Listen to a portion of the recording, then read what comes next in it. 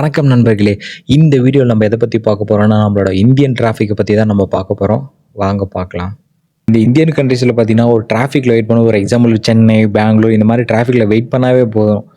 எப்படி நம்ம வாழ்க்கையில் பொறுமையாக இருக்கிறது, how to be patience, how to deal with anger management, இது எல்லாமே கற்றுக்கலாம். தனியாக ஒரு ஸ்பிரிச்சுவல் மாஸ்டர்கிட்டையோ, தனியாக பார்த்தீங்கன்னா ஒரு செல்ஃப் டெவலப்மெண்ட் புக்கோ தேவையில்லை. டிராஃபிக்கில் வெயிட் பண்ணாவே போதும், இதெல்லாம் ஆட்டோமேட்டிக்காக கிடச்சிடும். Ya bro, you can plan your entire life in the traffic. அவ்வளோ டைம் இருக்குது ப்ரோ. ஒவ்வொரு கண்ட்ரிக்கும் மார்னிங் இது ஸ்பெஷல், அது ஸ்பெஷல் அப்படின்ட்டு நிறையா இருக்குது. அதே மாதிரி பார்த்தீங்கன்னா, நம்ம இந்தியாவில் மார்னிங் என்ன ஸ்பெஷல்னா, கண்டிப்பாக ஒரு லாரி பார்த்தீங்கன்னா ஆக்சிடென்ட் ஆகி நின்றுருக்கும். அதை நம்ம பார்ப்போம், அதுதான் ஸ்பெஷல். அதே இடத்துல இன்னொரு லாரி அடுத்த வாரம் வந்து அதே இடத்துல ஆக்சிடென்ட் ஆகிட்டு இருக்கும், அதுதான் ஸ்பெஷலோ ஸ்பெஷல். இந்த ஆக்சிடென்ட் சொன்னதுக்கப்புறம் இன்னொரு விஷயம் எனக்கு ஞாபகம் வருது. நம்ம ரோட்டில் போயிட்டுருப்போம், திடீர்னு ஒருத்தர் சர்ருன்னு அவன் பாட்டு ஃபாஸ்ட்டாக போயிட்டே இருப்பான். அவனுக்குலாம் எதுவுமே ஆகாது. என்னைக்காச்சும் ஒருத்தன் நல்லா ஓட்டுறவன் கொஞ்சம் ஃபாஸ்ட்டாக போயிருப்பான், அவனுக்கு தான் அடி விழுகும். அது என்ன லாஜிக்னே தெரியாது.